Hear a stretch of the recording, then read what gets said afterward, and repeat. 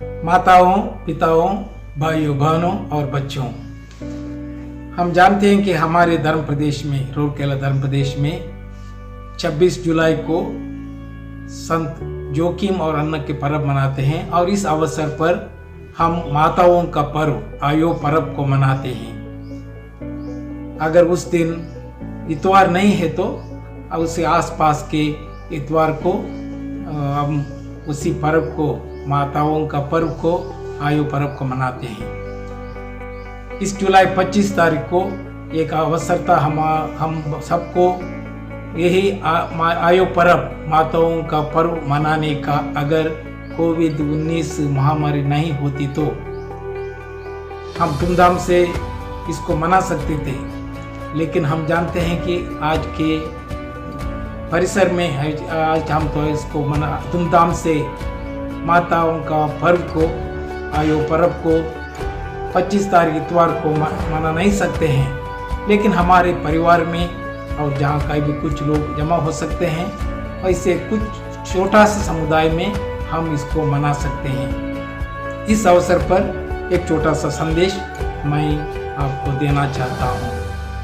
हम जानते हैं महिला दिवस देश विदेश में मनाते हैं। 1911 से इस महिला दिवस को मनाने को शुरू कर दिया यूरोप में, रूस में, अमेरिका में। और मुख्य कारण था क्योंकि ये हमारी माताओं को उनका हक, उनका जो गौरव था वो पूरा नहीं मिल रहा था समाज में, और इसीलिए अपने हक के लिए वो विशेष मौका था उनको लड़ने के लिए, दूसरों को चेतावनी देने के लिए और सचेत करने के लिए।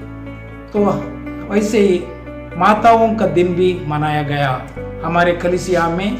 मार्च महीना में अथवा मई महीना में इतवार के दिन यूरोप में इसको मनाया गया था, और हमारे देश में हम इसी जुलाई 26 तारीख संत अन्ना के पर्व के समय में अथवा अगस्त 27 संत मोनिका के पर्व के समय में हमारे कैथोलिक कलीसिया में मनाते हैं इतवार के दिन।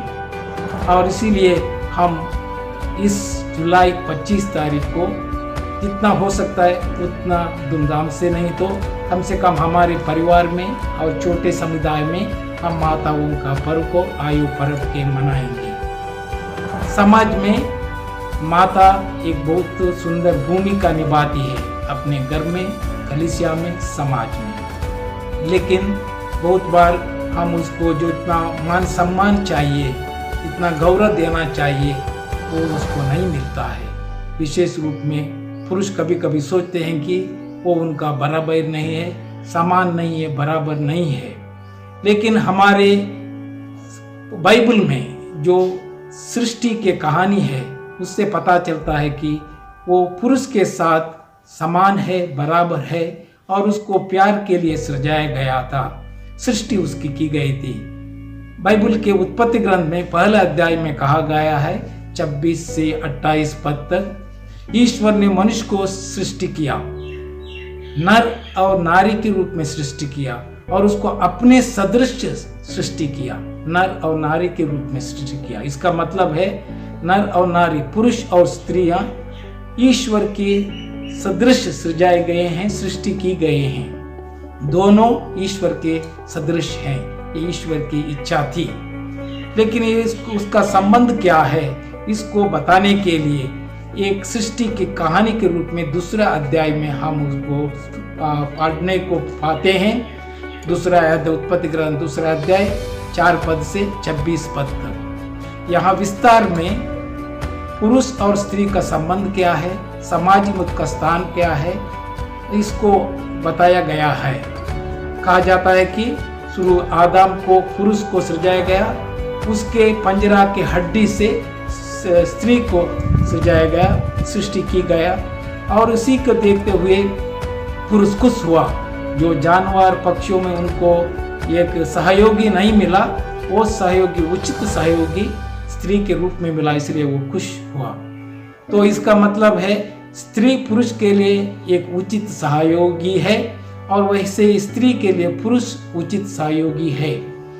और हम जान सोचते हैं क्यों स्त्री को केवल हड्डी से बनाया गया, क्योंकि कहानी के द्वारा कोनो संदेश देना, कुछ संदेश देना है।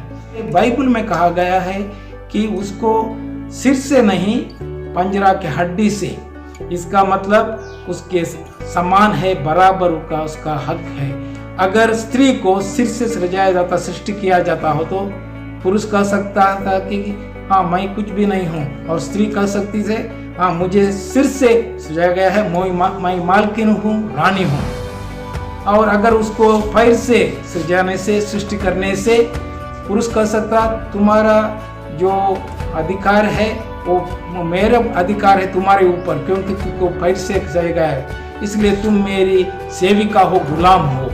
हम जानते हैं बाइबल के कहानी के अनुसार स्त्री पुरुष के लिए रानी और मालकिन भी नहीं है, सेविका और गुलाम भी नहीं है, लेकिन उसका बराबर का है, समान का है। इसको इंग्लिश में इक्वालिटी बोलते हैं। तो पुरुष और स्त्री एक दूसरे के संबंध में समान होता है।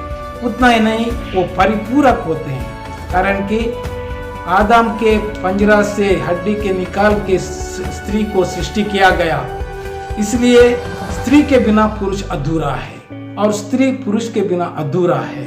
जब वो एक साथ आते हैं तो वो पूरा होते हैं, इसलिए एक दूसरे के लिए वो परिपूरक हैं, कॉम्प्लीमेंटरी बोलते हैं। इक्वालिटी और कॉम्प्लीमेंटैरिटी, समानता और परिपूरकता, हम इस कहानी के द्वारा हमको सुंदर संदेश हमको मिलता है।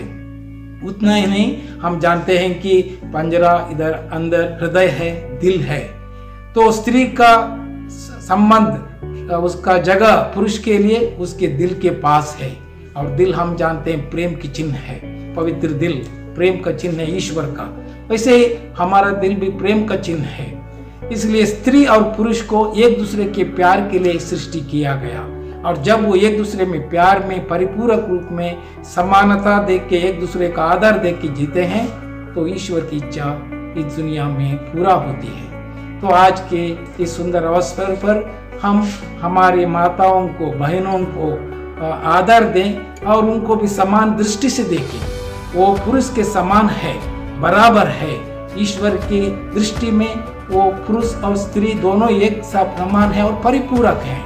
एक दूसरे को जो कुछ कमी है उसको एक दूसरे को पूरी करना है। पुरुष में जो कमी है उसको स्त्री को पूरा करना है, स्त्री में जो कमी है उसको पुरुष को पूरा करना है। परिपूरक रूप से एक दूसरे के प्यार में उनको जीना है। आइए हम आज के दिन हमारे माताओं को बधाई दें, उनके काम के लिए, उनकी परिवार में, समाज में, कलीसिया में जो भूमिका वो निभाते हैं उनके लिए हम धन्यवाद दें और बधाई भी दें। और जो स्त्रियां, दीदी लोग अथवा सिस्टर लोग मांग के उसी स्थान में रहकर सेवा करते हैं, उनके लिए भी हम बधाई दें और धन्यवाद दें। सब माताओं को कुछ आयु पर्व, माता का पर्व और जय यीशु।